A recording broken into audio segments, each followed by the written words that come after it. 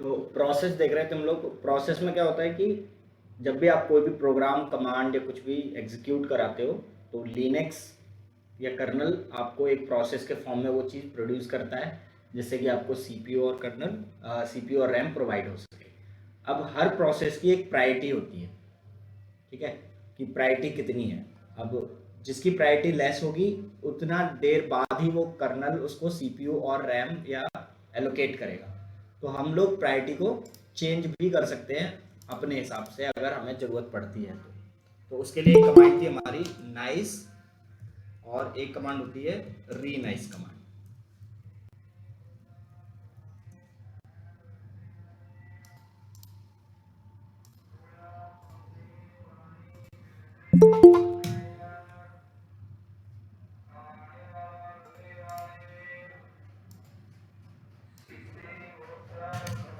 ठीक है, तो nice command is used to set the get used to set the priority of a process। कैसे use करते हैं, तो हम लोग लिखते हैं नाइस, उसके बाद से हाइफन एन, और जितनी प्रायोरिटीज की सेट करनी है वो, और जो भी आपकी कमांड है। ठीक है, अगर हम प्रायोरिटी को माइनस में ले जाते हैं, पहली बात तो ये प्रायोरिटी सेट कैसे होती है, प्रायोरिटी की एक रेंज है कि नाइस की वैल्यू नाइस इक्वल टू 0 है तो प्रायोरिटी हमारी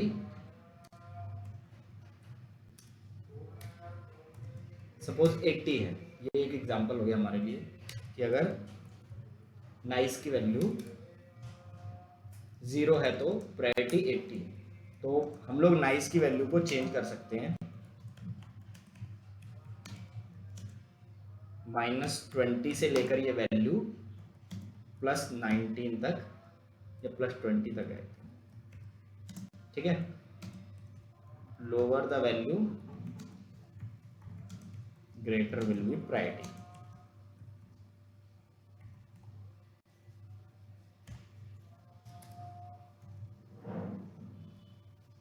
यानी कि जितना माइनस में मैं वैल्यू सेट करूंगा नाइस में, उस प्रोसेस को प्रायोरिटी उतनी हाई मिलेगी।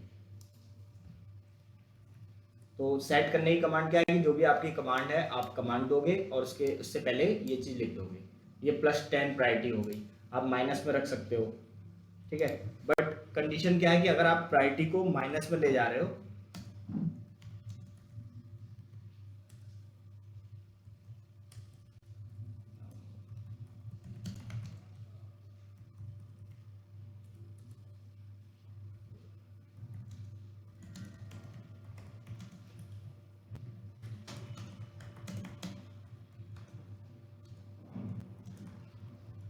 तो हमको रूट यूजर होना पड़ेगा, ये कंडीशन है।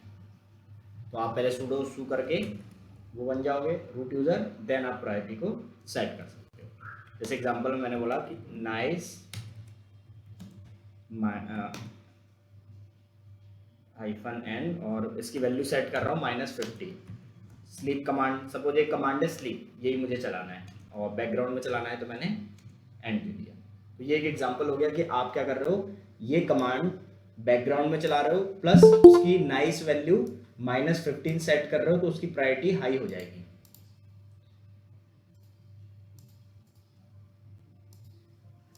तो इस तरीके से आप किसी का भी नाइस वैल्यू या प्रायोरिटी चेंज कर सकते हो। तो ये तो हो गया कोई नया कमांड है। अब अगर जैसे सपोज मुझसे बोला किसी ने कि कौन कौन सी प्रोसेस चल रही हैं, तो जैसे कि ये बैच प्रोसेस चल रही है, इसकी पीआईडी ये है, पीपीआईडी ये है, और इसकी प्रायोरिटी मुझे सेट करनी है, यानी कि ऑलरेडी क्रिएटेड कोई प्रोसेस है उसकी मुझे प्रायोरिटी चेंज करनी है।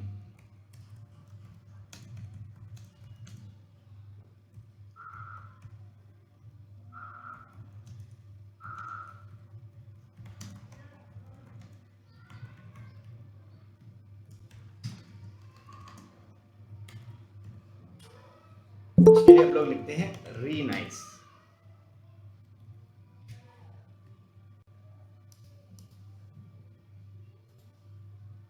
ठीक है, री नाइस, और जो भी उसके बाद हम वैल्यू देंगे, जैसे मुझे उसकी वैल्यू लेके जानी है -12, और जो भी आपकी PID है, तो ये हो गया हमारी किसी प्रोसेस की हम प्रायोरिटी चेंज करने के लिए क्या करते हैं, उसकी नाइस वैल्यू चेंज करते हैं, क्योंकि हम प्रायोरिटी नहीं चेंज कर सकते, हम उसके लिए नाइस वैल्यू चेंज करते हैं। नाइस वैल्यू हमारी इस रेंज में वेरी करती है, जितना लोकल या जितना नेगेटिव नंबर होगा उतना ज़्यादा वो प्रायोरिटी सेट करेगा। ठीक है, तो जैसे कि कोई एक प्रोसेस है, जैसे कि ये वाली प्रोसेस है या ये वाली मेरी कमांड है, जब ये चलेगी तो एक प्रोसेस सेट करेगा। अब उससे पहले बहुत सारी कमांड चल रही हैं ऑलरेडी।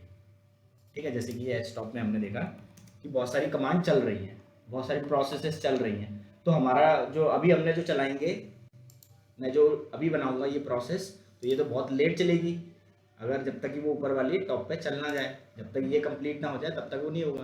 बट लिनक्स इतना फास्ट वर्क करता है कि हमें लगता है कि सारी चीज़ें एक साथ चल रही है। Not only Linux, operating system इस तरीके से डिजाइन किया गया है कि वो जैसे 4 कोर प्रोसेसर है, यानी कि 4 CPU है आपके पास, तो एक साथ 4 प्रोसेस चला सकता है वो। अब कई बार क्या होता है, प्रोसेस चलने के बाद वो रीड मोड में जाती है या वेटिंग मोड में जाती है, तो वो उनको हटा देता है, बाकियों को 4 को एंट्री करा के एग्जीक्यूट करा देता है, फिर उनको वापस चलना होता है तो उनको वापस से स्वैप करा देता है। तो प्रोसेसेस आपस में स्वैप होती रहती हैं और हमको लगता है कि ये सब पैरेलल चल रहा है। अगर मेरे पास 4 कोर CPU है या ऑक्टा कोर है, तो 8 प्रोसेस मैक्सिमम मैं एक साथ पैरेलल चला सकता हूँ। लेकिन आपने देखा होगा, आप 20-20, 25-25 चीजें एक साथ कर रहे हो, आप VLC भी चला रहे हो, क्रोम, मोजिला या नोटपैड खोल रखा है, व्हाट्सएप खोल रखा है, वीडियो रिकॉर्डिंग ऑन कर रखी है, तो ये सब इतनी सारी चीजें चल कैसे रही है, क्योंकि CPU इस हिसाब से डिजाइन किया गया है। कर्नल क्या करता है, हमारे प्रोसेस को स्वैप करता रहता है, जिसको ज्यादा आना है आ जाओ, जिसको अभी चलना है चल जाओ, जिसको वेटिंग मोड में जाना है उसको हटा देता है कि चलो तुम अभी हटो, दूसरों को आने दो। तो हमें ऐसा लगता है कि सारी चीज पैरेलली वर्क कर रही है। ठीक है, तो अगर मान लो ऐसे 100 प्रोसेस आई CPU के पास, अब CPU तो एक बार में, अगर मेरा समझो कि डुअल CPU है तो 2 ही चला सकता है, तो मेरी प्रोसेस तो बहुत पीछे चली जाएगी, उसको चलने में टाइम लगेगा। तो हम उसकी प्रायोरिटी को सेट कर सकते हैं bye setting the nice value. तो मैं नाइस की वैल्यू माइनस में सेट कर दूंगा, उसको प्रायोरिटी ज़्यादा मिल जाएगी, तो मेरा कर्नल इसको ज़्यादा प्रेफर करेगा पहले चलाने के लिए। ठीक है,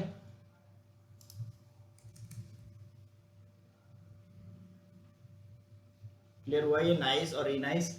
इंटरव्यूअर डायरेक्ट पूछेगा how to change the priority of a process, तो अगर चेंज करना है यानी पहले से है तो आप रीनाइस कमांड यूज करोगे। अगर नया प्रोसेस कुछ क्रिएट करने जा रहे हो, नई प्रोसेस चलाने जा रहे हो, तो आप नाइस कमांड यूज करोगे।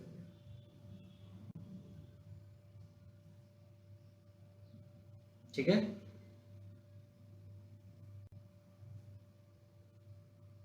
इसमें कोई हाँ दिक्कत सर। नहीं? ठीक है, अब एक हम लोग बार बार जो टास्क करते हैं या हमको जरूरत पड़ती है, वो ये पड़ती है कि सपोज मुझे कोई रिएक्ट की वेबसाइट चलानी है।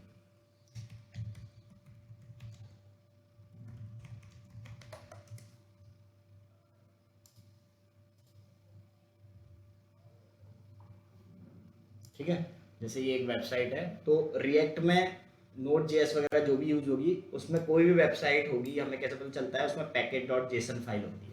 जैसे index.html होती है तो हम समझ जाते हैं वो स्टैटिक वेबसाइट है, वैसे ही सपोज ये एक मेरी वेबसाइट है, तो आप लोगों को एक टास्क मिलेगा अभी इसमें।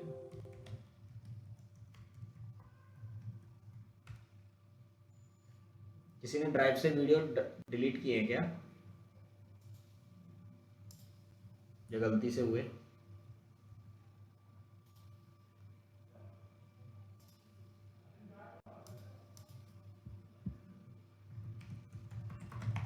कंसिडर है। नई वाली ड्राइव? नहीं, तुमसे ही बोल रहा था।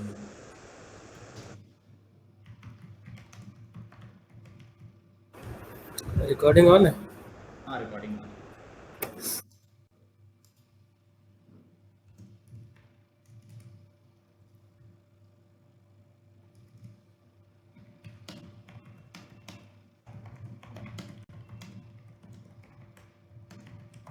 ठीक है, किसी भी रेपो से हमें कोड लेना है, जैसे हमने स्टैटिक वेबसाइट होस्टिंग की थी ना Nginx के थ्रू, अब हम लोग एक रिएक्ट की वेबसाइट देख रहे हैं। तो ये मैं डेमो के लिए ये वाली लेगा, ठीक है। मैंने इसको कॉपी किया,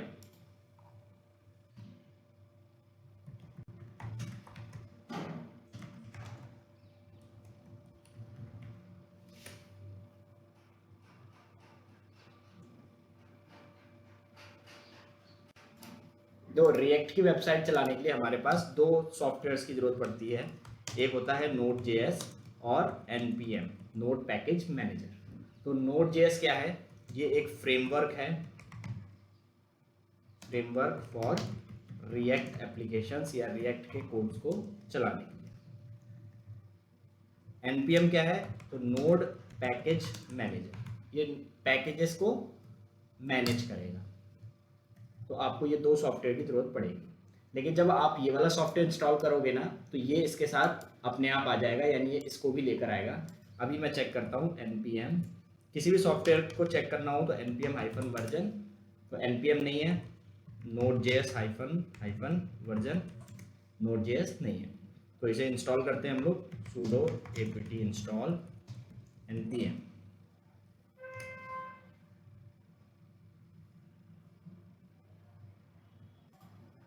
ठीक है, तो आप बस ये इंस्टॉल करोगे, इसको हम और डिटेल में देखेंगे। बस अभी मैं लिनक्स का एक चीज़ पढ़ा रहा हूँ, उसके लिए हम लोग कर रहे हैं। उसके बाद क्या होता है कि build the project. Build the project का मतलब है इंस्टॉल्ड ऑल रिक्वायर्ड लाइब्रेरी और packages for the required for the project.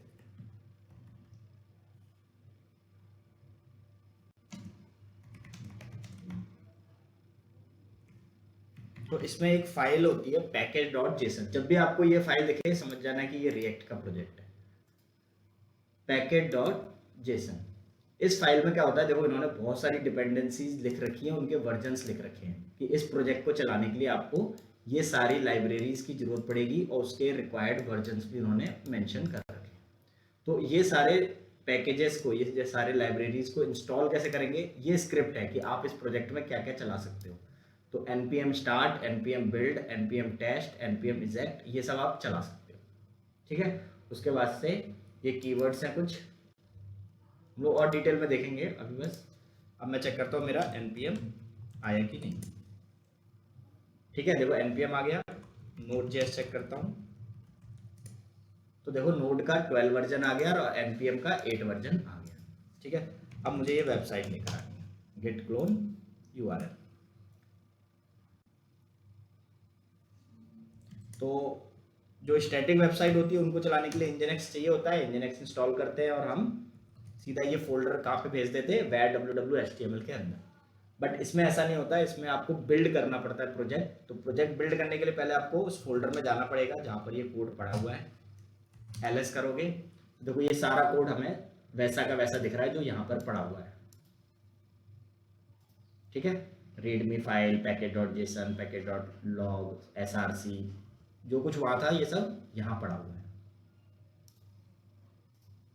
तो आपको क्या करना पड़ेगा, प्रोजेक्ट बिल्ड करना पड़ेगा। और प्रोजेक्ट बिल्ड करने की जो हमारी कमांड है वो है हमारी npm install। यानी कि npm से बोल रहे हैं हम कि npm जो जो इस package.json में पड़ा हुआ है वो सारी डिपेंडेंसी इंस्टॉल कर दो। तो ये कमांड कहाँ चलेगी, जहाँ पर package.json पड़ा हुआ है। तो प्रेजेंट वर्किंग डायरेक्टरी देखो मैं इस फोल्डर के अंदर हूँ, ls करो तो देखो यहाँ पर package.json पड़ा हुआ है। तो जहाँ पर ये फाइल पड़ी है वहीं पर हम चलाएंगे npm install। ठीक है, ये क्या करेगा, package.json में जितना लाइब्रेरीज लिखी हुई हैं उन सबको इंस्टॉल करना स्टार्ट करेगा, ये सब चीजें। ठीक है, वो तो package.json तो अंदर है ना इसके, तो उसके अंदर चलेगा कि ये सेशन? फाइल है, ये डिफॉल्ट इसी फाइल को पढ़ता है। npm इंस्टॉल लिखने का मतलब है वो चेक करेगा यहाँ package.json पड़ी है क्या, हाँ पड़ी है, तो कौन कौन सी डिपेंडेंसीज हैं वो सारी डाउनलोड कर देगा। अच्छा, तो मुझे फाइल के अंदर, जो फाइल के अंदर तो आप कुछ नहीं चला सकते, आप चलाओगे तो टर्मिनल पे, बट उस फोल्डर में चलाना है जहां पर ये फाइल है। ठीक है, तो जब npm इंस्टॉल चल जाएगा आपका प्रोजेक्ट बिल्ड हो जाएगा।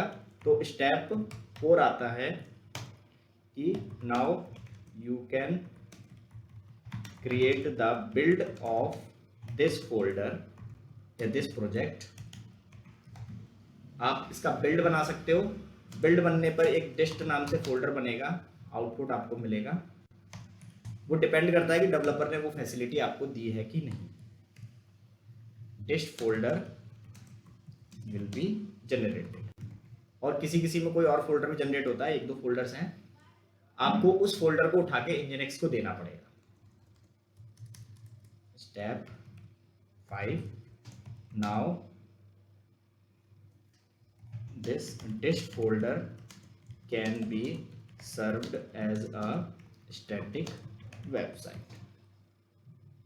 स्टेप 5 क्या है हमारी कि ये डिस्ट फोल्डर अब हमारा एक स्टैटिक वेबसाइट की तरह ट्रीट हो सकता है, क्योंकि फ्रंट एंड एक तरह से स्टैटिक ही तो होता है, बस वो डेटा देता है बैकएंड को। And can be diploid via nginx। Note point में जो लिखना है वो हमें ये लिखना है कि दिस फीचर या this facility should be enabled by developer. Developers के द्वारा ये फैसिलिटी इनेबल्ड है तो ही आप यूज़ कर सकते हो। जैसे मुझे कैसे पता चलेगा कि ये इनेबल हुआ है कि नहीं? जब आप कंपनी में वर्क करोगे तो आप डेवलपर के साथ वर्क करते हो, क्योंकि डेवऑप्स का काम ही है प्रोसेस सेट करना। अदरवाइज आप ये स्क्रिप्ट वाले सेक्शन में ये चीज़ देख सकते हो कि इसने ये बिल्ड का ऑप्शन दिया है कि नहीं। ये बिल्ड है तो आप कर सकते हो, ठीक है। अगर ये बिल्ड का ऑप्शन नहीं है, ये कमांड नहीं है, तो आप सिर्फ ये कमांड चला सकते हो। तो मैं आपको यहाँ पे लिख दिया ना, स्टेप 4 अगर ये नहीं है तो, और ये नहीं है तो स्टेप 4 आपकी क्या रहेगी कि आपको सीधा एप्लीकेशन स्टार्ट करना है। Start the application. Start the application कैसे होगा? तो उसके लिए कमांड है हमारी npm स्टार्ट। npm के अंदर जो कमांड यहाँ लिखी है देखो, आप वही कमांड चला सकते हो। npm से आप वही कमांड चला सकते हो जो यहाँ मेंशन है। इंस्टॉल तो वो डिफ़ॉल्ट कमांड है, उसका इस प्रोजेक्ट से कोई लेना देना नहीं, ठीक है। तो देखो ये थोड़ा सा टाइम लेता है अगर आपकी 1 GB वाली मशीन है तो। npm स्टार्ट, तो ये सॉफ्टवेयर मेरा ये प्रोजेक्ट चालू हो जाएगा। स्टेप 5 क्या है कि React projects are mostly deployed on port 3000, ठीक है। 3000 पोर्ट पर आपके फ्रंट एंड के एप्लीकेशंस डिप्लॉयड होते हैं। एंड पोर्ट 5000 ऐसा जनरल होता है, मोस्ट ऑफ द टाइम आपको मिलेगा, बट ऐसा नहीं कि बिना उसके नहीं चलेगा। वो डिपेंड करता है कि डेवलपर ने क्या लिखा है। तो React projects are mostly deployed on port 3000 front end and port 5000 पे बैक एंड। तो हमें पहले क्या करना पड़ेगा, इसका अपनी मशीन का पोर्ट ऑन करना पड़ेगा। कौन सा? 3000। तो nginx के थ्रू अगर कोई सॉफ्टवेयर इंस्टॉल करा रहे हो तो आपको 80 ऑन करना पड़ता है, और नोड का प्रोजेक्ट डायरेक्ट npm के थ्रू चला रहे हो तो आपको 3000 ऑन करना पड़ता है। तो सेम आपको क्या करना है, सिक्योरिटी ग्रुप पे जाना है, एडिट रूल करना है, ऐड रूल, और यहाँ पर पोर्ट 80 की जगह आप क्या लिखेंगे हम लोग 3000, और सबके लिए अलाउ कर देते हैं।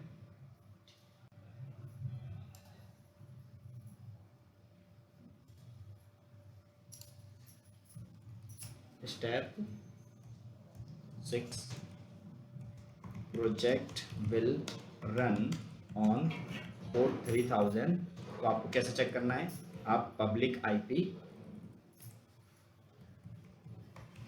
कॉलन 3000 लिखोगे, और ऐसे अगर प्रोजेक्ट आपका 5000 पे चल रहा है तो आप project will run on port 5000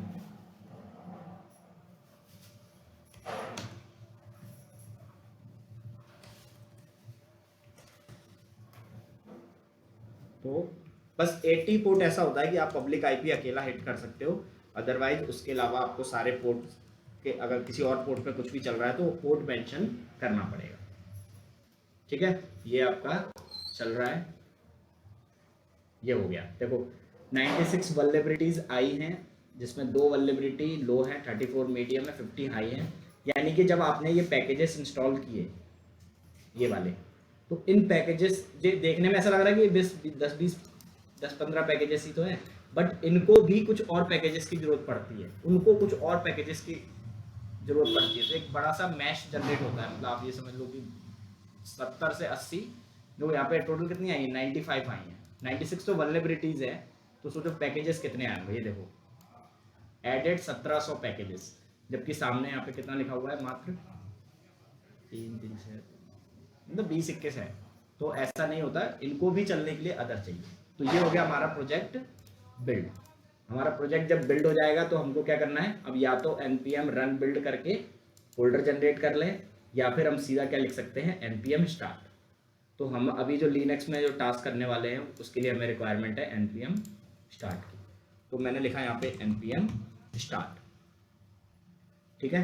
तो ये प्रोजेक्ट मेरा रन करना स्टार्ट करेगा। देखो नोड के प्रोजेक्ट्स थोड़े हैवी होते हैं तो 1 GB रैम कम पड़ जाती है, बट ये वाला चल जाएगा, ठीक है। तो अगर आपका कोई प्रोजेक्ट है जो आपके किसी फ्रेंड वगैरह ने डेवलप किया है और आप उसे प्रैक्टिस कर रहे हो, तो आप क्या करना, जब ये मशीन बनाना तो आप लॉन्च करते वक्त अगर नहीं चल पा रहा है 1 GB में, तो T2 माइक्रो पे नहीं चल पा रहा है, तो यहाँ पर T2 माइक्रो को क्लिक करके T2 मीडियम ले लेना थोड़ी देर के लिए, 4 GB रैम, 2 CPU, ठीक है। ये चार्जेबल है, तो आप आधे घंटे जितना प्रैक्टिस करना चाहते हैं उतनी देर के लिए ले लीजिए।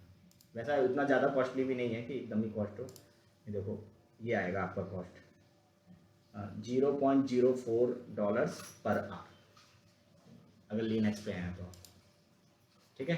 तो हमारा ये प्रोजेक्ट स्टार्ट हो गया, ये npm स्टार्ट के थ्रू चलाया है। तो देखो अब इससे हो क्या रहा है, मेरा ये टर्मिनल बिजी हो गया। अब बताओ क्यों बिजी हो गया, क्योंकि ये फोरग्राउंड प्रोसेस है, ठीक है। फोरग्राउंड प्रोसेस है, मेरा टर्मिनल बिजी हो गया। अब जब तक ये प्रोजेक्ट चलता रहेगा मैं कुछ और नहीं यूज़ कर सकता, क्योंकि जैसे ही मैंने कुछ भी Ctrl+Z या Ctrl+C करके प्रोसेस को बंद करने की कोशिश की तो ये प्रोजेक्ट मेरा बंद हो जाएगा। अब इस प्रोजेक्ट को मुझे चेक करना है चल रहा है कि नहीं, तो मुझे क्या करना होगा, कैसे चेक करना है, आपको एप्लीकेशन स्टार्ट करने के बाद चेक करना है कि 3000 पोर्ट पर एप्लीकेशन चालू हुआ कि नहीं। तो पब्लिक IP:3000 हिट करना है। तो मैंने पब्लिक IP लिया $3000, ठीक है। देखो प्रोजेक्ट चालू हो गया, फैशन क्यूब वाली वेबसाइट थी वो आ गई। ये इनका डिफॉल्ट पेज है, पता नहीं कैसे इन्होंने बनाया है। गो टू क्लिक करोगे ना, ये वेबसाइट खुल गई। तो हमने क्या किया, अभी नोड एप्लीकेशन को डिप्लॉय किया। क्लियर है,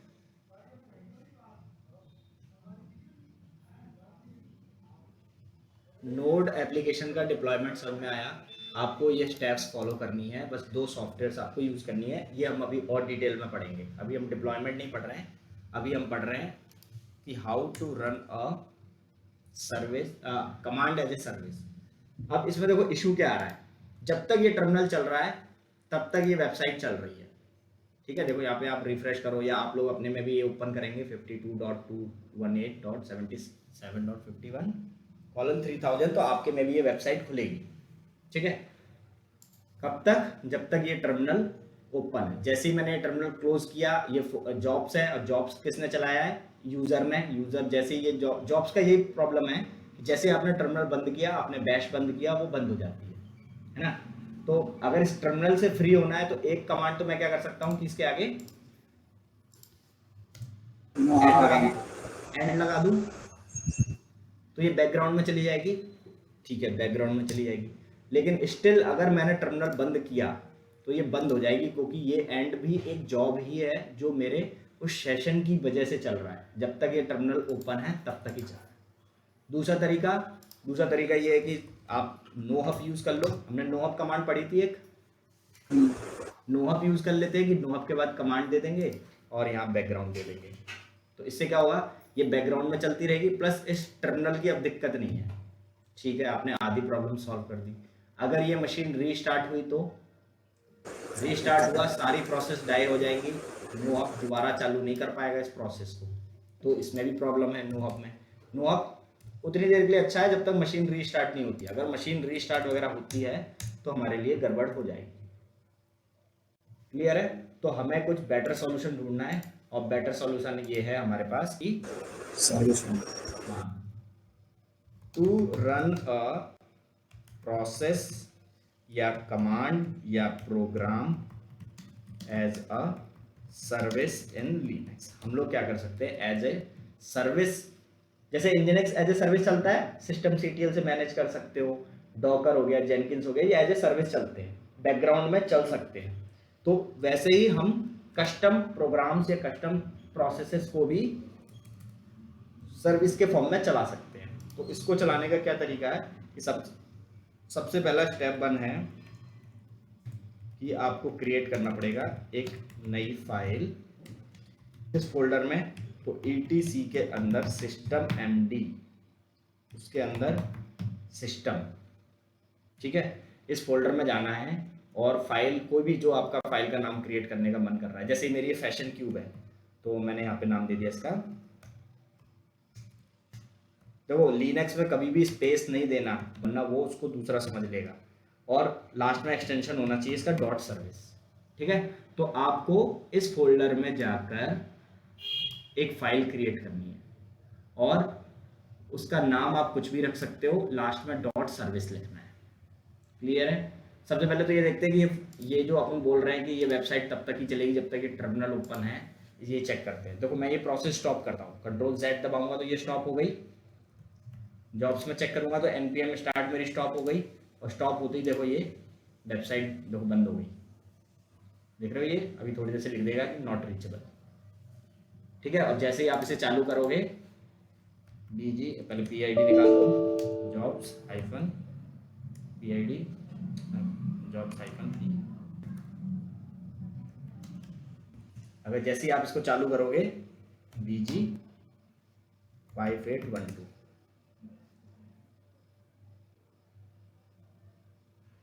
5812 तो है।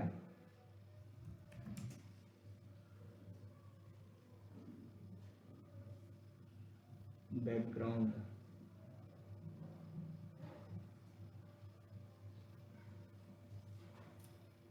आईडी नहीं।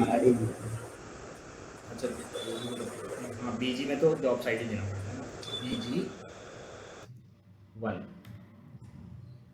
ठीक है। चेक करते हैं जॉब्स में, चालू हो गई। चालू हो गई तो भी देखो ये वेबसाइट आप दोबारा से रिफ्रेश करोगे, देखो ये प्रॉपर्ली लोड हो रही है, ठीक है। बट ये अच्छा तरीका नहीं है, जैसे ही आपने ये टर्मिनल बंद किया वो बंद हो जाएगा। नो हब बचा सकता है, बट मशीन रीस्टार्ट हुई तो चला जाएगा, तो प्रॉब्लम है, ठीक है। मैं क्या करता हूँ, अब इसको Ctrl+Z किल कर देता हूँ, किल हाइफन सिग किल।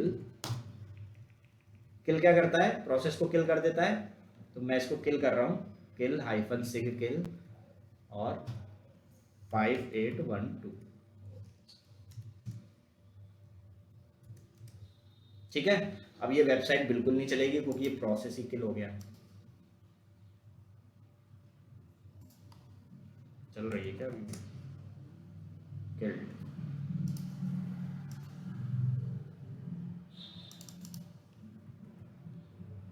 कैसे नहीं, क्या कैसे पता था?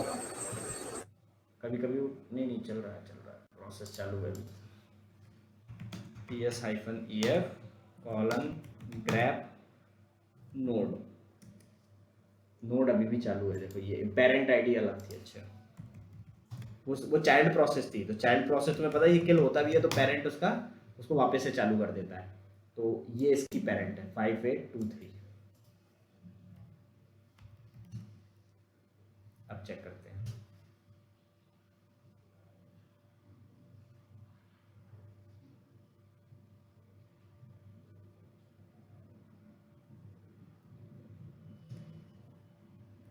इसका पेरेंट 1 कैसे हो गया।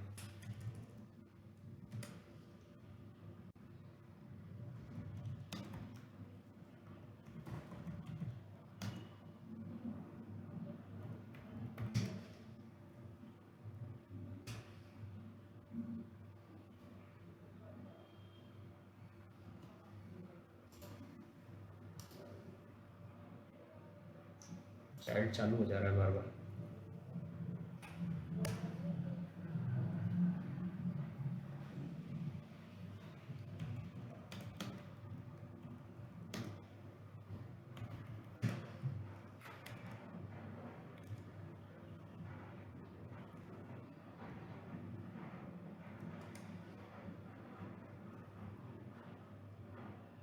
डायरेक्ट किल चला गया। नहीं होगा, अब किल होगा, चला गया। तो आपको प्रोसेस किल करनी पड़ी, बट प्रॉब्लम क्या है कि अगर टर्मिनल बंद हुआ या मशीन रीस्टार्ट हुई, सारी प्रोसेस बंद होकर चालू होगी और नो हब चालू नहीं कर पाएगा। तो मुझे क्या करना है, मेरी प्रोसेस को एज ए सर्विस चलाना है। तो आपको सबसे पहले इस फोल्डर में जाना है, etc सिस्टम md, चलते हैं। पहले रूट यूजर बन जाता हूँ, cd etc, उसके अंदर सिस्टम md ls करते हैं। इसमें एक सिस्टम नाम से फोल्डर है, इसमें जाते हैं। ठीक है, देखो यहाँ पे काफ़ी सर्विसेज पहले से हैं, डॉट सर्विस। अब ऐसी हमें एक फ़ाइल बनानी है, तो मैं फ़ाइल बना देता हूँ, टच, जो भी आप नाम रखना चाहते हैं। जैसे मैंने रख दिया माय प्रोजेक्ट, या पैशन ही रख दिया,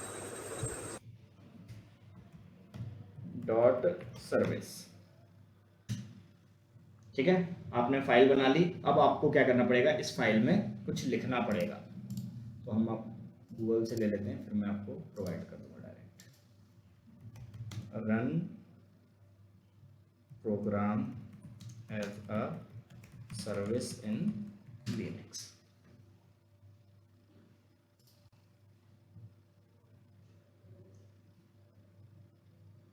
ठीक है, ये आपके लिए कमांड है।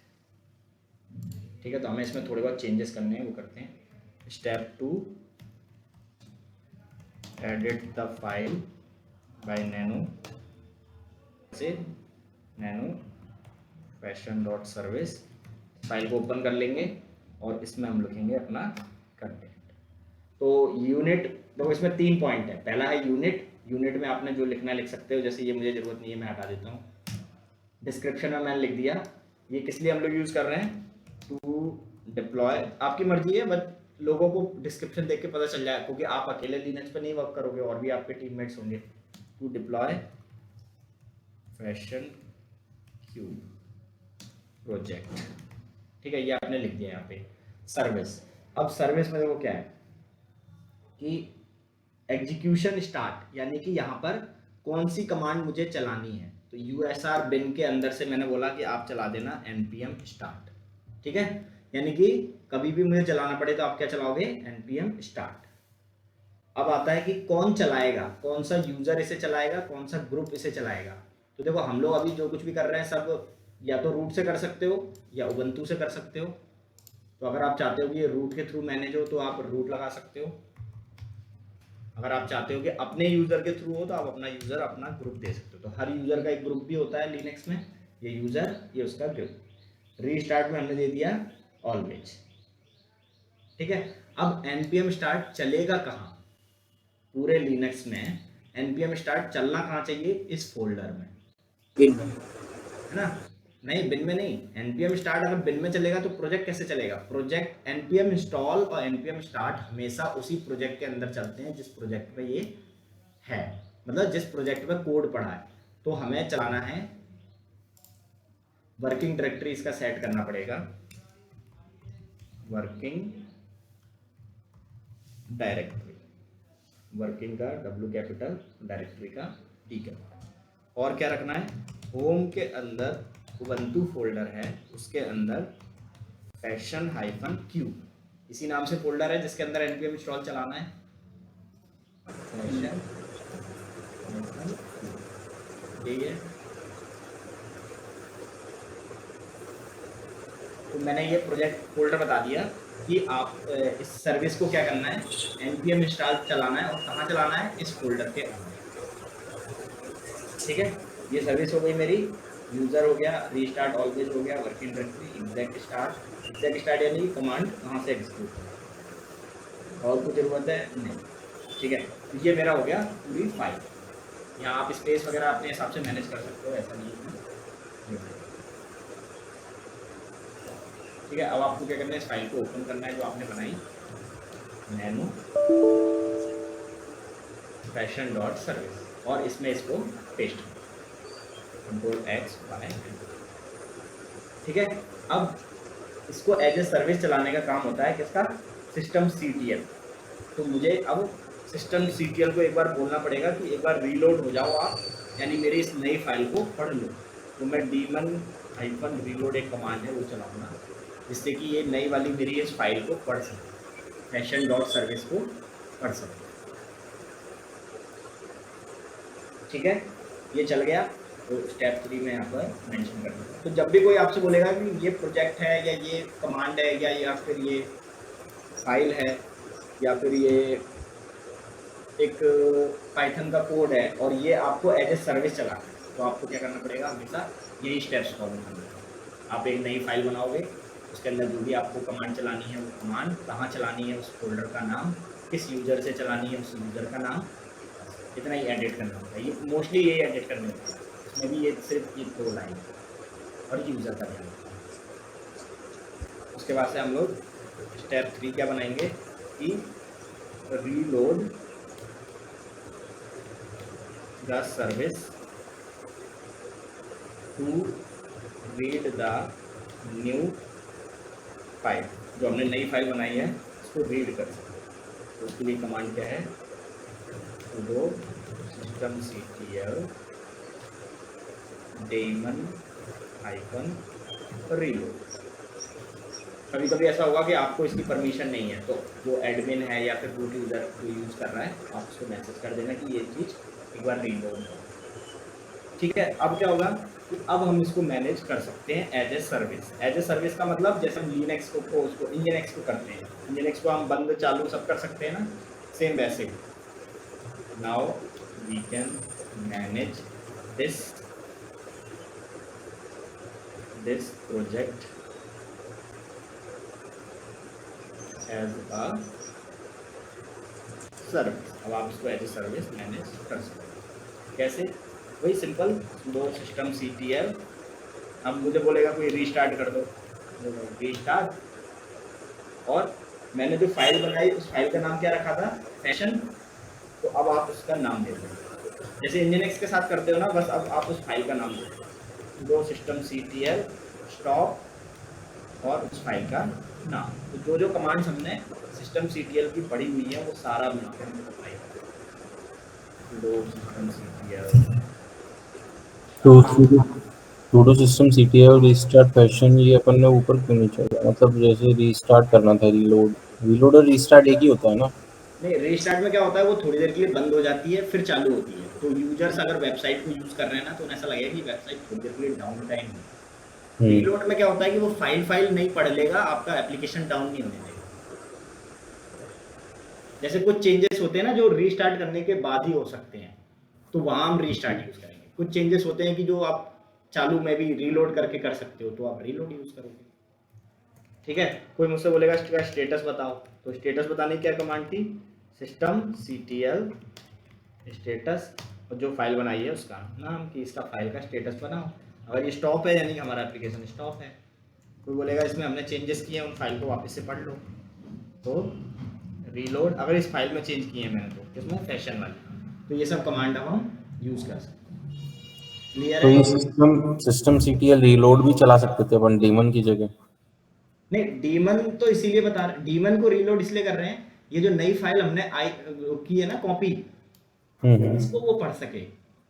डीमन ही तो है जो सर्विसेज को चलाता है, सिस्टम CTL तो मैनेज करता है। ठीक है, अब अभी तक सिस्टम डीमन को क्या पता था कि ये फाइलें हैं, बस कौन कौन सी फाइल्स हैं, ये फाइल्स हैं।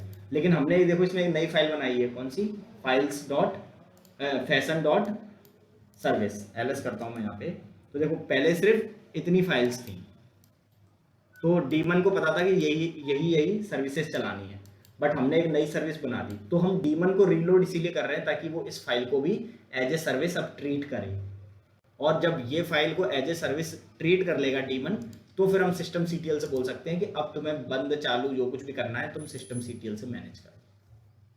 तो ये मैनेज कर रहे हैं हम लोग। और यहाँ पे क्या हो रहा है, टू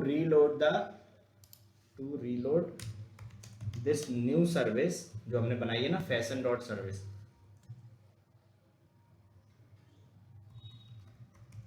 फैशन डॉट सर्विस,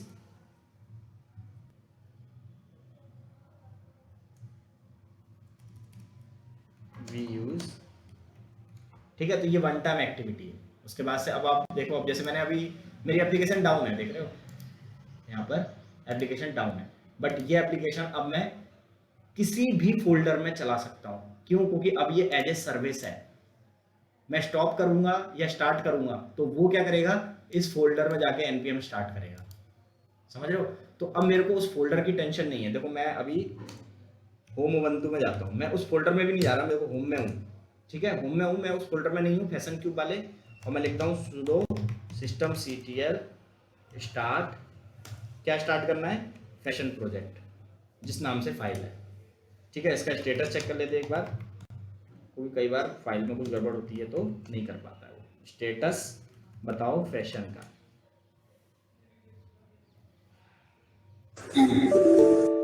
ठीक है, एक्टिव है, एप्लीकेशन चालू हो जाना चाहिए मेरा। देखो चालू हो गया फैशन क्यूब।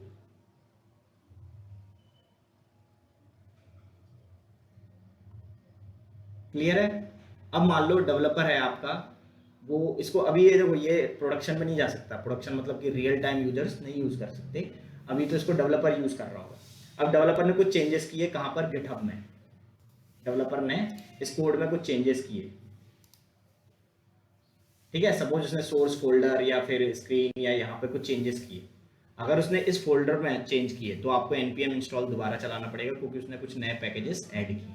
अगर इसमें कुछ भी अगर चेंजेस किए और वो बोलेगा कि hey I had made some changes, हमने ना ये नाम का लेटर बदल दिया या फिर ये लोगो बदल दिया या डिज़ाइन बदल दिए, कुछ चेंजेस किए हैं, आप इस प्रोजेक्ट को दोबारा से रीस्टार्ट कर दो।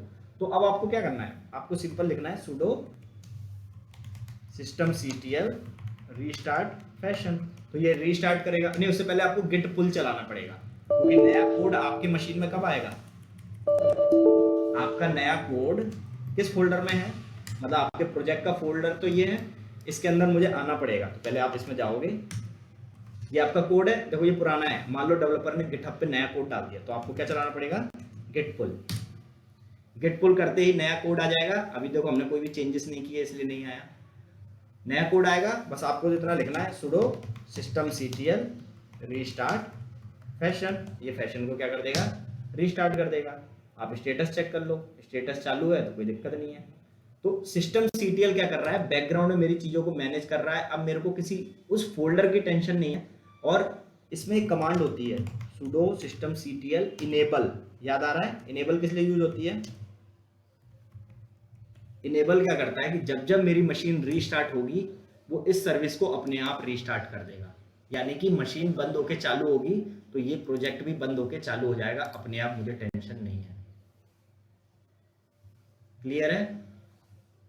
तो मैं अभी जो पढ़ा रहा हूँ वो लिनक्स पढ़ा रहा हूँ, और लिनक्स में मैं ये पढ़ा रहा हूँ कि कोई भी कमांड किस फोल्डर में चलानी है उसको आप एज ए सर्विस मैनेज कर सकते हो।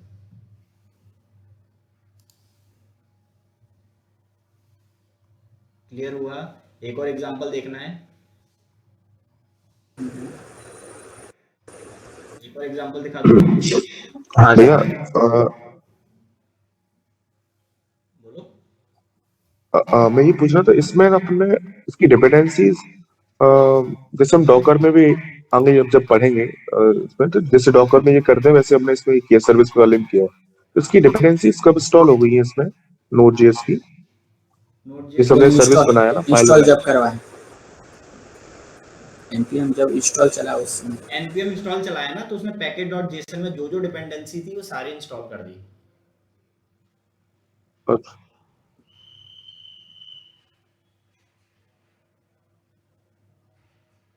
नहीं समझ में आया? नहीं, ये तो हमने काम मैनुअल तो कर लिया था पहले, ये जैसे हमने इंस्टॉल कर रहे थे, जैसे उसको सर्विस चलाने के लिए उसकी फाइल बनाई है हमने, डॉकर फाइल जैसी, ये कह रहे थे ना। जैसे नहीं, किसी भी चीज को जब जैसे अभी मैंने यहाँ पे npm स्टार्ट चलाया तो क्या हो रहा था, मेरा टर्मिनल स्टक हो गया था, हाँ है ना। और जैसे ही मैं कंट्रोल Z दबाता तो वो मेरा नोड एप्लीकेशन डाउन हो जा रहा था। तो मेरा टर्मिनल फ्री भी रहे, बैकग्राउंड में चलता रहे, मुझे रीस्टार्ट वगैरह करना हो तो मैं इजीली कर सकूं, उसके लिए मैं कोई भी चीज को एज ए सर्विस चला सकता हूं, कोई भी चीज को। अब मशीन को स्टॉप करके भी फिर से स्टार्ट रीस्टार्ट अगर कर दोगे अब तो वो मैं अपने आप वो स्टार्ट हो जाएगा। मशीन को मैं रीस्टार्ट कर भी दूंगा तो कोई दिक्कत नहीं, क्योंकि इसमें एक कमांड होती है कौन सी, इनेबल वाली, वो मैंने चला दी है, sudo system ctl इनेबल, और इनेबल क्या करना है, ये फैशन वाली सर्विस। तो अब मशीन बंद होके चालू भी होगी तब भी मेरा एप्लीकेशन चालू रहेगा, जबकि सो जो नोड npm स्टार्ट जब तक चल रहा था पहले, तब तक ही मैं ये एप्लीकेशन चला पा रहा था जब ये चल रहा था। तो उसको एज ए सर्विस चलाने के बेनिफिट देखो कि अब आप उसको ऐसे मैनेज कर सकते हो सिस्टम सीक्वेंस। तो ये क्या लिखा है इसने कि सर्विस एक्टिव है, npm स्टार्ट चला है, किस फोल्डर में चला है, तो देखो ये बता रहा है इस फोल्डर में चला है। ठीक है। ठीक है, तो आप किसी भी सर्विस को एज ए उसका चला सकते हो, किसी भी चीज को सर्विस बनाकर उसको चला। बिल्कुल। अब मान लो किसी ने मुझसे बोला, एक एग्जांपल लेता हूँ कि आप एक पाइथन की फाइल लिख दो main.py, ये मैंने कुछ समझो पाइथन की फाइल लिख दी। अच्छा टच करता हूँ पहले, मैंने एक फाइल बनाई, इसको ऐसे ब्रॉडर लेवल पे देखो, सिर्फ प्रोजेक्ट लेवल पे मत देखो कि यही प्रोजेक्ट चलाने के लिए। आपने क्या किया, यहाँ पे मेन करके एक फाइल बनाई और इस फाइल में कुछ लिखा main.py और इसमें आपने कुछ भी लिखा।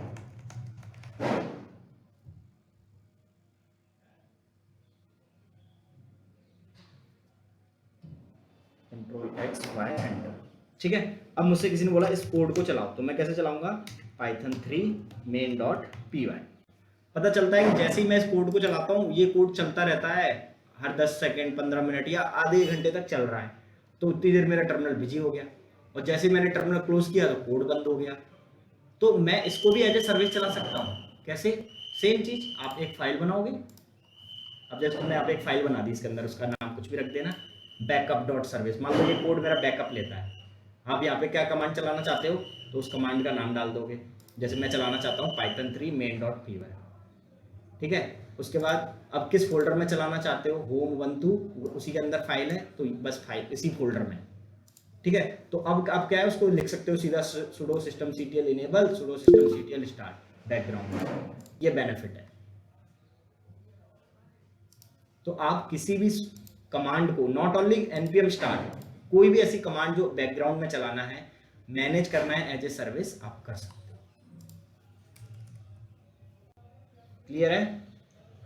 बाकी ये Node.js का हमारा डिप्लॉयमेंट है। मैं सोच रहा हूँ थोड़ा थोड़ा आप लोग लिनक्स पे हैंड्स ऑन करना स्टार्ट करो, क्योंकि सिर्फ कमांड्स मुझे लग रहा है कुछ लोग प्रैक्टिस करते होंगे, कुछ लोग नहीं करते होंगे।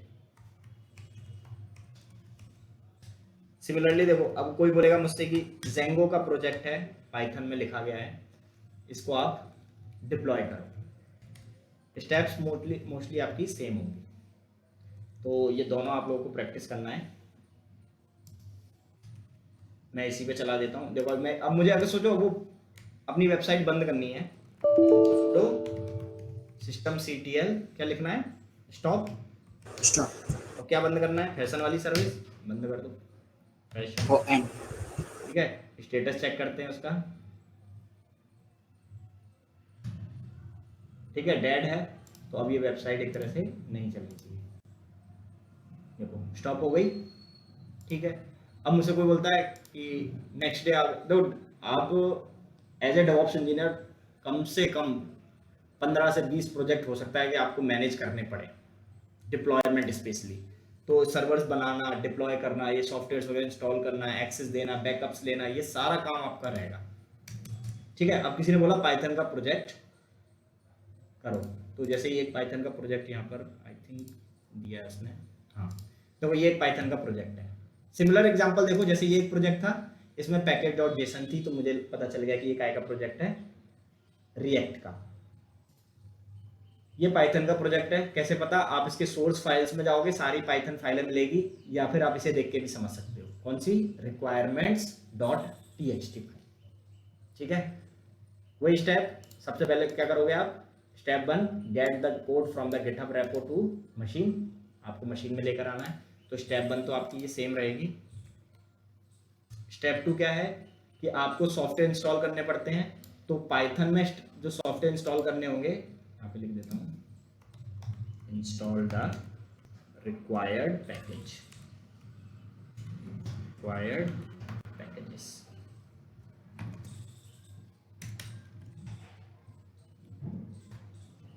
इसमें भी आपको स्टेप 2 यही करना पड़ेगा। किसी भी प्रोजेक्ट के लिए आपको कोड चाहिए, फिर उसके रिक्वायर्ड सॉफ्टवेयर चाहिए। Install the required packages. Packages और लाइब्रेरी में फ़र्क है, पैकेजेस यानी software.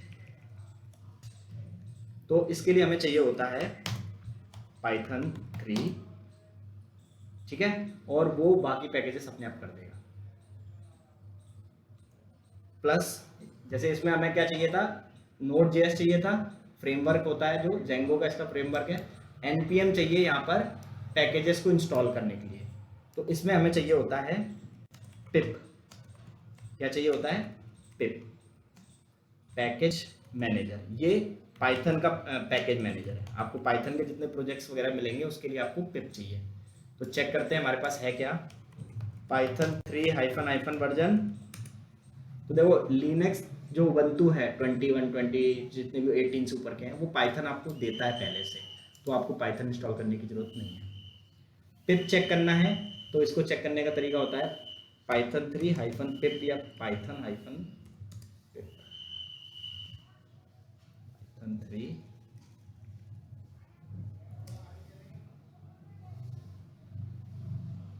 sudo apt install Python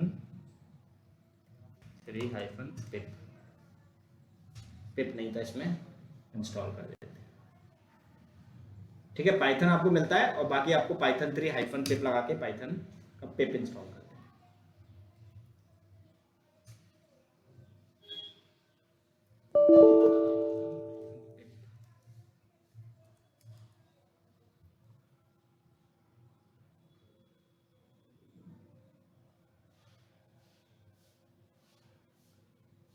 पिप कैसे चेक करते हैं संजय?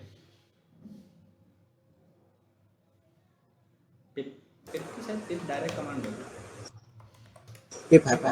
हाँ, ये देखो पिप पड़ा है।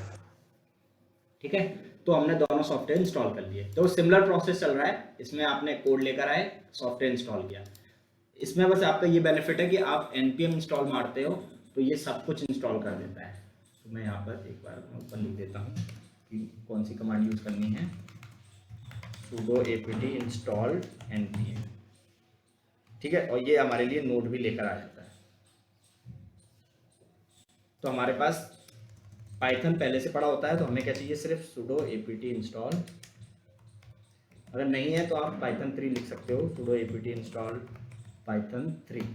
उसके बाद sudo apt install पाइथन 3-पिप। ये स्टेप 2 हो गया। अब सॉफ्टवेयर आ गया, कोड आ गया, तो अब चाहिए हमें उस प्रोजेक्ट की लाइब्रेरी। स्टेप 3 सेम स्टेप्स है। Build the project, install all the required packages. इसके लिए हम लोग यहाँ पे npm की जगह क्या यूज करेंगे, पिप इंस्टॉल -r। कौन सी फाइल है, इसमें थोड़ा बताना पड़ता है उसको कि किस फाइल से लेना है। requirement.txt। जो फाइल होगी हमारी कौन सी वाली है, देखो इसमें फाइल requirements.txt। इस फाइल में देखो सारी लाइब्रेरी लिखी रहती है। हर प्रोजेक्ट के लिए लाइब्रेरी 3 ही है, लेकिन ये 3 पीछे से अपने लिए कम से कम 20 से 30 और लाएंगे। तो मुझे क्या लिखना होता है, पिप इंस्टॉल -r और इस फाइल का नाम, जिस फाइल में डिपेंडेंसीज पड़ी है। देखो ये हमेशा आपको जो जेंगो या पाइथन में प्रोजेक्ट होंगे ना, उसमें लाइब्रेरी इंस्टॉल करने वाली फाइल का नाम यही होता है, requirements.txt। नहीं विश्वास हो रहा, देखो आप यहाँ पे देखो जेंगो ई-कॉमर्स प्रोजेक्ट गिटहब। ठीक है, ये जेंगो का प्रोजेक्ट है requirements.txt। ये जेंगो का दूसरा प्रोजेक्ट है। अगर उसमें लाइब्रेरी है तो requirements.txt होगी। ऐसे ही नोड में क्या होगा, package.json होगा ही होगा।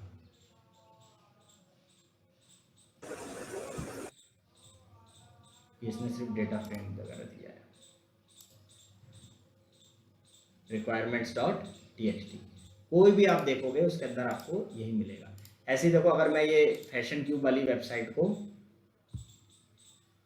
कोई और लेता हूँ, रिएक्ट की वेबसाइट। ठीक है, देखो मैंने यहाँ पे लिखा रिएक्ट वेबसाइट, ओपन करो।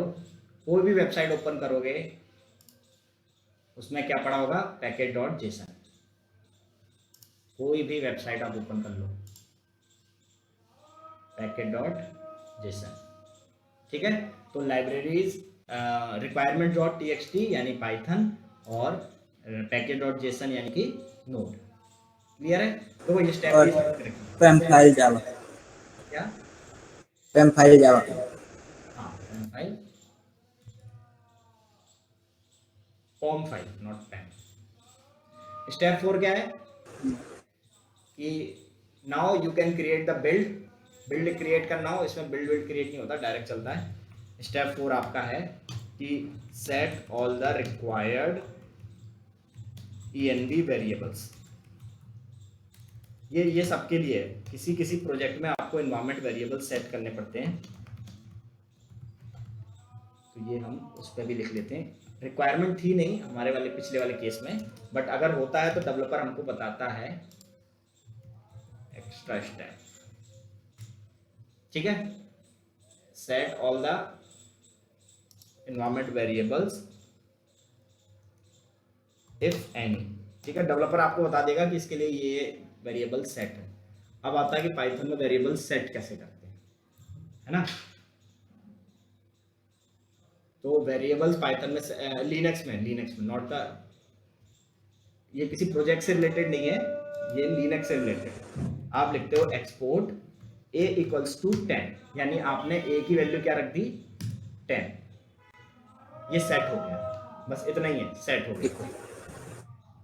ठीक है, अब मुझसे कोई बोलता है कि ये वेरिएबल की वैल्यू प्रिंट कराओ, eco $a।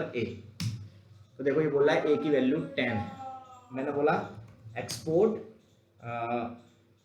My password equals to admin@123। ये वैल्यू सेट हो गई। माई पासवर्ड में क्या वैल्यू सेट कर दिया आपने, admin@123। मुझसे बोलेगा कोई प्रिंट करा के दिखाओ, तो अदर लैंग्वेजेस में प्रिंट systemctl.ln, ठीक है, सी जैसे अगर वो है C++ है तो सी आउट, सी है तो सी में कैसे प्रिंट कराते हैं, studio.out। तो देखो मैंने वेरिएबल सेट करने का सिंपल सा कमांड है एक्सपोर्ट। ठीक है, एक्सपोर्ट वेरिएबल से हम कोई भी चीज सेट करते हैं, लेकिन इसमें एक प्रॉब्लम होती है, वो हम जब अभी वेरिएबल वाले सेक्शन पे आएंगे पाइथन इसके लिनक्स के तो पढ़ेंगे। ये तब तक ही ये काम कर रहा है जब तक ये टर्मिनल सेट है। जैसे ही मैंने टर्मिनल बंद किया ये खत्म हो जाएगा। तो आप -rc फाइल होती है उसमें एडिट करते हो, पर अभी के लिए हम नहीं देख रहे। ठीक है, तो डेवलपर ने मुझे एक प्रोजेक्ट दिया, उसने ये बताया, मैंने देखा अरे ये तो पाइथन का है, पाइथन के लिए मुझे कौन कौन से सॉफ्टवेयर चाहिए, तो मुझे पाइथन 3 चाहिए और पिप चाहिए, मैंने दोनों इंस्टॉल कर लिए। उसके बाद अब मुझे प्रोजेक्ट बिल्ड करना है, प्रोजेक्ट बिल्ड करने के लिए मुझे ये चलाना है। ठीक है, हम इसको कॉपी करते हैं और पेस्ट। अब देखो ये कहाँ चलेगा, जहाँ पर प्रोजेक्ट है। अभी प्रोजेक्ट लाया ही नहीं, आई थिंक मैं प्रोजेक्ट कैसे लाते हैं, कोड लिया, git clone URL। Git install नहीं करना पड़ता, गिट पहले से मिलता है।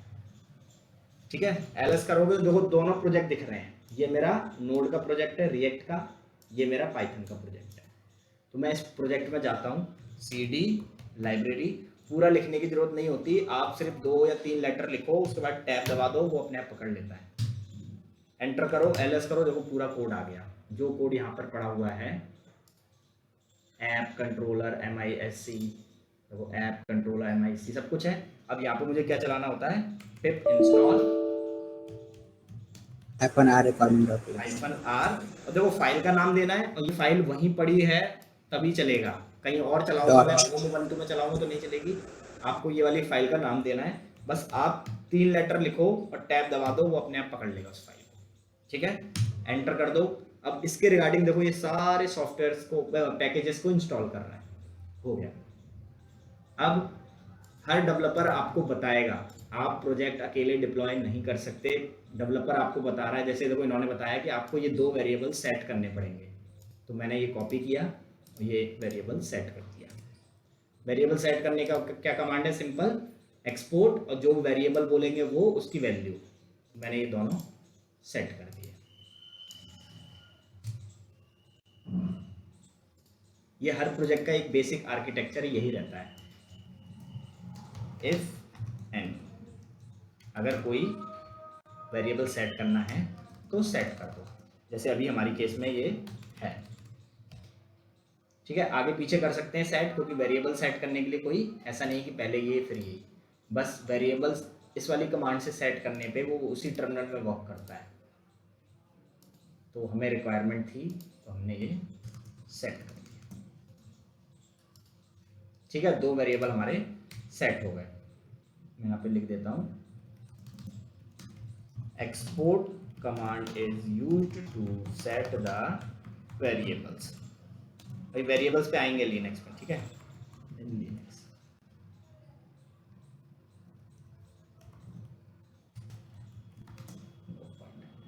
अब स्टेप 5 क्या है, रन द एप्लीकेशन। अब आप अपने एप्लीकेशन को रन कर सकते हो। तो रन करने की जो कमांड है वो होती है python 3-m। वो बता देगा डेवलपर, देखो यहाँ उसने बता रखा है, ये चला लो या फिर ये चला लो। तो मुझे ये वाली कमांड सबसे सही लगती है, तो मैं ये यूज़ करता हूँ, फ्लास्क रन -host = 0.0। ठीक है, ये बता दूंगा मैं क्या है। इसका मतलब होता है कि ये एप्लीकेशन इस मशीन से बाहर भी लोग यूज़ कर पाएँ। अगर आप 0.0 नहीं लिखोगे तो वो एप्लीकेशन सिर्फ इस मशीन पे चलेगा, बाहर के लोग इसको नहीं यूज़ कर पाएंगे। तो ये एकदम पर्टिकुलर कमांड है कि यही चलानी होती है। अभी हम डिप्लॉयमेंट वगैरह सीखेंगे तो और करेंगे। सो इसका पोर्ट और नहीं किया, क्या इसका पोर्ट और नहीं किया ना। हाँ, मतलब हम अपने प्रोजेक्ट के थ्रू बोल रहे हैं कि पोर्ट ऑन कर दो। ये EC2 का पोर्ट नहीं है, ये हमारे प्रोजेक्ट का रिस्ट्रिक्शन है। बाय डिफॉल्ट फ्लास्क क्या करता है ना, सिर्फ उसी मशीन पे चलाने देता है, आउटसाइड एक्सेसिबल नहीं करने देता। तो फ्लास्क से बोल रहे हैं कि भाई सबको एक्सेस कर दो। फ्लास्क के जितने एप्लीकेशंस होते हैं, फ्लास्क लिखूं या सीधा लिख दूं पाइथन फ्लास्क एप्लीकेशंस और पाइथन जेंगो एप्लीकेशंस। आपने सुना होगा जेंगो वेंगो आजकल बहुत चल रहा है। Application mostly run on port 5000। ठीक है, तो चलाने की तो ये कमांड है और 5000 पर चलेगा। तो अपन कॉपी करते हैं और चलाते हैं। चलेगा कहाँ, जहाँ ये कोड पड़ा हुआ है। देखो चालू हो गया, किस पोर्ट पे चल रहा है, 5000 पे। लेकिन देखो मेरा टर्मिनल स्टक हो गया। अब पहले तो देखो मैं यहाँ पे 5000 लिखूंगा तो ये एप्लीकेशन चलेगा कि नहीं, ये बताओ पहले। नहीं, तो नहीं चल रहा क्योंकि 5000 पोर्ट मेरी मशीन का ऑन नहीं है, सिक्योरिटी ग्रुप में। है ना। तो सिक्योरिटी ग्रुप में जाते हैं, इसकी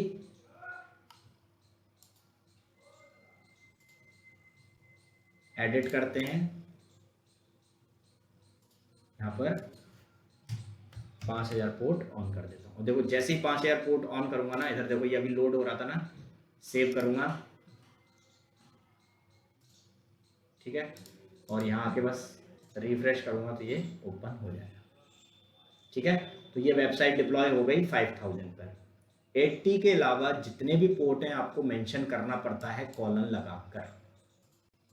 ठीक है, तो आपको क्या करना है, open the port, open port in security group of AWS EC2। ये पोर्ट ओपन करना पड़ेगा। सिमिलरली वो 3000 पोर्ट हमें ऊपर ओपन करना पड़ेगा।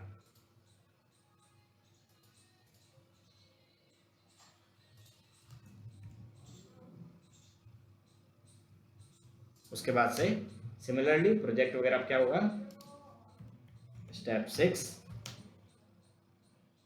पब्लिक IP:5000 पर आपका एप्लीकेशन चलता हुआ दिखेगा।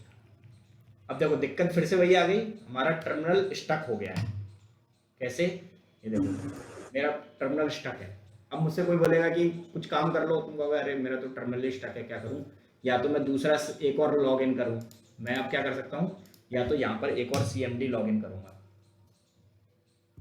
फिर से लॉग इन करूं, फिर से करूं, ये अच्छा तरीका तो है नहीं। हम क्या कर सकते थे, इस वाली कमांड को एज ए सर्विस रन कर सकते थे। तो आपको Ctrl+C करना है, ये प्रोजेक्ट बंद हो जाएगा, आपका एप्लीकेशन डाउन हो जाएगा अभी थोड़ी देर में। कंट्रोल सी क्या करता है, देखो कंट्रोल सी और जेड में थोड़ा सा फर्क है, एक सिक किल करता है, एक sig term. Control C hardcore. Control C button पे बताया था मैंने, कंट्रोल सी तो स्टॉप करता है और सिक किल, कंट्रोल जेड हमारा स्टॉप करता है, कंट्रोल सी हमारा किल करता है। Term. Control C sig int के लिए था sir, sig int signal base by control C. तो कंट्रोल जेड करते हैं, इसको स्टॉप करते हैं, जॉब्स में चेक करते हैं, एप्लीकेशन स्टॉप है, अब एप्लीकेशन चलना नहीं चाहिए, नहीं चल रहा, ठीक है। अब हमें क्या करना है, ये तरीका तो सही नहीं है, हम लोग क्या करते हैं, PS-E निकालते हैं पहले। ये तो बहुत ज़्यादा दे देगा, क्या निकाल लूँ मैं ग्रैब करके, पाइथन। पाइथन की कौन सी प्रोसेस है भाई बताओ, वो कह रहा है पाइथन की ये है वो प्रोसेस, ये वाली, देखो यही कमांड चला रहे हैं ना हम, इस कमांड का ये पेरेंट आईडी है, इसको उठा के किल कर दो, किल हाइफन सिग किल 5886, किल हो गया। चेक करते हैं, देखो कोई पाइथन की कुछ नहीं बचा। अब ये एप्लीकेशन नॉर्मल भी नहीं चलेगा, जॉब्स में भी नहीं चलेगा, क्योंकि जॉब्स किल ही होगी वो तो प्रोसेस। अब मैं क्या करूँगा, इसको मैं एज ए सर्विस चलाता हूँ, सेम चीज़ करनी पड़ेगी। इस फोल्डर में जाओ, एक फाइल बनाओ, तो आप एक फाइल डायरेक्ट बना सकते हैं यहाँ से, टच फाइल का नाम, उसका नाम क्या रख देता हूँ मैं, वही ऊपर नोड है ये, क्या वो PS-EF grep नोड है ऊपर पाइथन। अच्छा वो जॉब के लिए होती है इसकी। किसी से भी सर्च कर सकते हैं। वो नहीं, हाँ तुम पाइथन भी लिखोगे ना तब भी कोई दिक्कत नहीं है, वो किल तो हो गई होगी, क्योंकि एप्लीकेशन डाउन हो गया, देखो यहाँ 5000 पे कुछ नहीं चल रहा। वो तो ठीक है, स्ट्रिंग तो मैच किया, क्या, स्ट्रिंग मैच करके लेके आया है।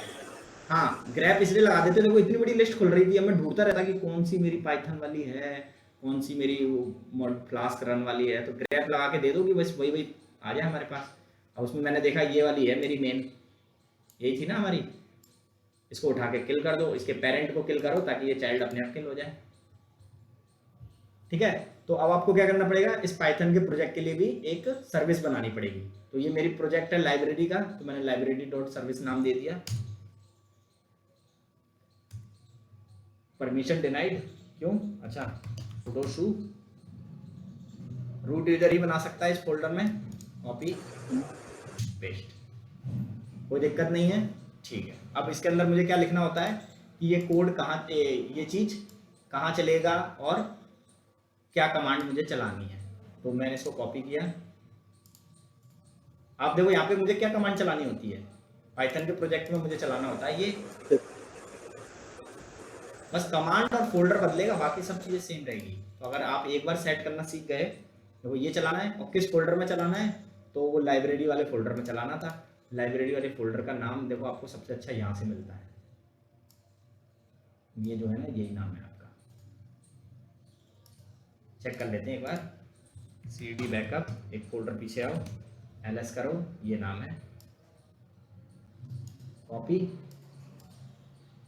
इस फोल्डर के अंदर ये कमांड चला देना है, तो ये फोल्डर बदल दो, वर्किंग डायरेक्टरी के अंदर ये फोल्डर का नाम और कौन सी कमांड चलानी है उस कमांड का नाम। उसके बाद से बस सेम चीज़ है, और टू डिप्लॉय, यहाँ पे क्या लिख दूँ, to deploy Django description library project, कुछ भी लिख दो, बस डिस्क्रिप्शन देख के पता चलना चाहिए। कॉपी किया, इसमें हम इस फोल्डर में, अब हम उस फाइल को ओपन करेंगे, किसके अंदर, ETC के अंदर सिस्टम MD करके एक फाइल है, देखो मैं वहाँ जा नहीं रहा, यहीं से बैठे बैठे कर ले रहा हूँ, वो आप लोग उस फोल्डर में जाके बना सकते हो, कोई दिक्कत नहीं है। Ctrl+X+Y एंटर, उसके बाद से डीमन से बोलोगे कि भाई पढ़ लो, सेम चीज़ है, कितनी भी कमांड्स हैं, कितनी भी लाइब्रेरी है, सबके लिए अलग अलग सर्विस। रीलोड हो गया, आप क्या करोगे, सिस्टम CTL से बोलोगे, इस बार क्या रीलोड करना है, अच्छा इस जगह पे सिग हब भी चला सकते हैं ना, रीरीड करने के लिए। हाँ हाँ चला सकते हैं, पर वो डीमन की हमें फिर प्रोसेस ID वगैरह देनी पड़ेगी ना। sudo system CTL रीस्टार्ट करो लाइब्रेरी को, स्टेटस चेक कर लेते हैं, sudo system CTL स्टार्ट,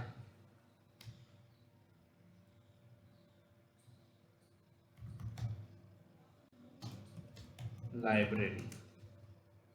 अरे स्टार्ट तो हो गया था, स्टेटस देखना था मैं, क्योंकि रीस्टार्ट का मतलब ठीक है चल रहा है। रिफ्रेश करते हैं, वेबसाइट चलनी चाहिए थी, अगर सब कुछ सही है तो देखो चल रहा है। अब हमने वही चीज़ एज ए सर्विस चला लिया। अब देखो मेरा टर्मिनल फ्री है, मुझे कोई टेंशन नहीं है, मैं अपना काम भी करता रहूँगा, मेरे प्रोजेक्ट भी चल रहे हैं। मुझसे कोई बोलेगा अरे ठीक है 3,000 पे हमारा वो एप्लीकेशन चालू कर दो तो फैशन वाला, तो हमें यहाँ पे क्या करना पड़ेगा, एक तो पोर्ट यहाँ पे 3000 लिखना है और मैं उसको चालू कर देता हूँ, आ जाएगा लेकिन चालू करता हूँ। सुडो systemctl रीस्टार्ट कर दो फैशन को, कर दिया। जैसे ये रीस्टार्ट हो जाएगी सक्सेसफुली वर्क कर जाएगी।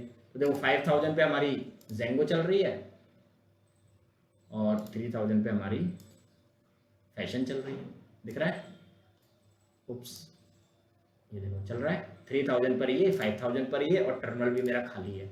मशीन में बंद करके रीस्टार्ट कर दूंगा, कोई दिक्कत नहीं है, क्योंकि मैं systemctl इनेबल कर दूंगा। मैं क्या लिखूंगा, sudo systemctl इनेबल, और कौन सी, लाइब्रेरी वाली को इनेबल कर दो ताकि वो अपने आप रीस्टार्ट हो जाए। लो, फैशन वाले को हम री इनेबल कर ही चुके थे, तो देख रहे हो दोनों तीनों सब चीज चल रही है और मेरा टर्मिनल भी ओपन है, कोई दिक्कत नहीं है, मैं वहाँ पे अपने आप काम कर सकता हूँ। अब देखो मुझसे कोई बोलता है सीपीयू बताओ, सीपीयू की परफॉर्मेंस बताओ, देखना अब यहाँ पे रैम देखो कितनी यूज होगी, ठीक है।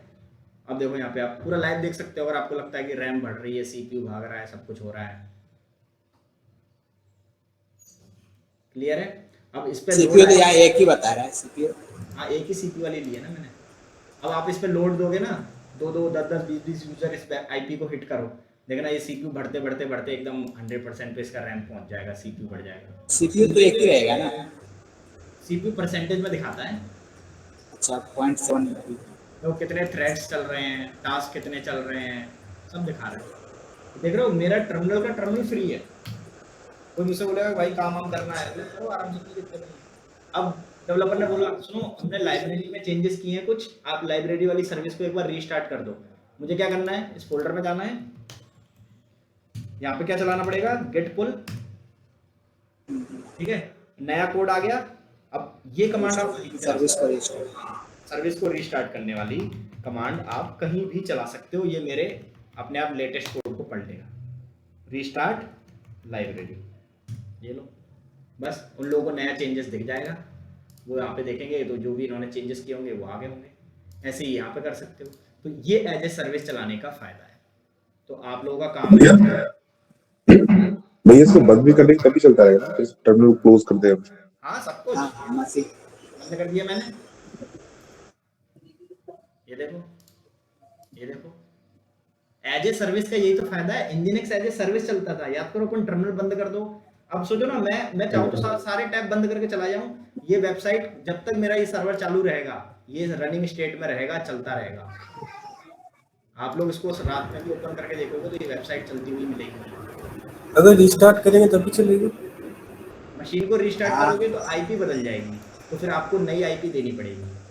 AWS ना मशीन रिस्टार्ट करने पे आईपी हमसे ले लेता है, या तो हम लोग इस पे ना एक इलास्टिक आईपी चिपका दें, जब हम क्लाउड आईपी लगा देंगे, इलास्टिक आईपी इस पे चिपका देंगे, तो फिर मशीन कितनी बार भी रीस्टार्ट हो, कोई भी एक्टिविटी हो, सिक्योरिटी पैच अपडेट हो, ओएस अपडेट हो, ये आईपी सेम रहेगी, लोग वेबसाइट चलाते रहेंगे। रात को 10-1 बजे के टाइम पे आपने देखा होगा IRCTC मेंटेनेंस में चला जाता है, बैंक मेंटेनेंस में चले जाते हैं। उसका मतलब क्या है कि वो लोग उनके सर्वर्स वगैरह पे कुछ सिक्योरिटी अपडेट्स, कुछ अपग्रेड्स कर रहे होते हैं, ठीक है, कोड वगैरह में कुछ लेटेस्ट डिप्लॉयमेंट चल रहा होता है, ठीक है। देखो मेरा कोई भी टर्मिनल ओपन नहीं है, देखना बस यही तो टर्मिनल ओपन है और ये ओपन है। Ctrl+S, यहाँ पे मैं लिख देता हूँ react and Python flask application deployment, ठीक है। तो ये डिप्लॉयमेंट वगैरह आप लोग प्रैक्टिस करना, जिसका नहीं चले वो स्क्रीनशॉट वगैरह उस पर डाल देना ग्रुप पे, और URL विक की दोनों भेज देना, ठीक है। नोड के 2-3 एप्लीकेशन और भेज देना, और पाइथन का ये वाला भेज देना, और भी कोई मिले तो वो भी भेज देना, ठीक है। आप लोग इसको मैक्सिमम प्रैक्टिस करना, क्योंकि ये आपकी कंपनी में बार-बार करना है, तो बार-बार करना है। क्लियर है? ठीक है, देखो सारे टर्मिनल बंद है मेरे, बस ये देखो ये भी बंद कर दो। ठीक है, ये देखो ये चल रही है ना वेबसाइट, ये चल रही है ना। आप लोग एक बार चेक करो, देखो मैं ये सब कुछ बंद कर दूंगा तब भी चलेगी, क्योंकि ये सर्वर जब तक चालू है इस पे वो सर्विस चालू है, वो सर्विस चालू है तब तक एप्लीकेशन चालू है। ये बेनिफिट है। अब आप टर्मिनल फ्री हो, आपको उस टर्मिनल उस सेशन से कोई मतलब नहीं है, आपकी चीजें चलती हुई हैं। देखो क्लियर है। तो एज ए मैं जो पढ़ा रहा था वो ये पढ़ा रहा था एज ए सर्विस। ठीक है, कि एज ए सर्विस हम किसी कमांड को कैसे चलाते हैं, किसी प्रोग्राम को कैसे चलाते हैं, वो लिनक्स का मेन था। और उसमें हमने ये डिप्लॉयमेंट भी देख लिया, और ये डिप्लॉयमेंट आपको 2-3 बार ऐसे 8-10 वेबसाइटों पर प्रैक्टिस करनी है। तो देखिए आज जितने भी नोड के वो है ना रेपोजिटरीज, हाँ भैया, और स्टैटिक वाले भी भेज देना उसमें ग्रुप में। ठीक भैया। ये क्लियर हुआ। हाँ भैया। चलो एक काम करो, आज इतना ही प्रैक्टिस करो, नेटवर्किंग लिनक्स की जो कमांड्स रह गई हैं वो कल देखते हैं, नो प्रॉब्लम। ठीक है, तो प्रैक्टिस करो, सर्वर बनाओ, सर्वर पे पहले ये नॉर्मल चलाना है npm स्टार्ट से जाएगा, तो प्रॉब्लम को समझना कि अब ये मेरा टर्मिनल स्टक है, कंट्रोल Z दबाना, वेबसाइट बंद हो जाएगी। प्रॉब्लम समझो, वेबसाइट बंद हो रही है तो क्या करेंगे हम उसको एज ए सर्विस चलाएंगे। और जैसे हमें .NET का प्रोजेक्ट डिप्लॉय करना हो तो वो भी करेंगे। .NET और PHP के प्रोजेक्ट भी इस बार मैंने 2 ऐड किए हैं, जो भी हम करेंगे। नेटवर्किंग खत्म होगी ना तो सीधा हम वेब सर्वर्स पे आएंगे, जिसमें हम लिनक्स वो nginx पे आएंगे और डिप्लॉयमेंट साइट पे आ जाएंगे फिर। अच्छा, तो बाद में करेंगे हम। हाँ, ये 2 टाइप के और करेंगे, तो हम लोग एक तरह से 4 या 5 टाइप के प्रोजेक्ट्स को डिप्लॉय करना सीख जाएंगे। .NET, PHP, पाइथन और ये रिएक्ट, स्टैटिक तो फिर हो ही जाता है। ओके, इसको प्रैक्टिस करो, ठीक है सब लोग। ये जितना स्ट्रांग रहेगा लिनक्स तुम्हारा ऑटोमेटिकली स्ट्रांग होता जाएगा।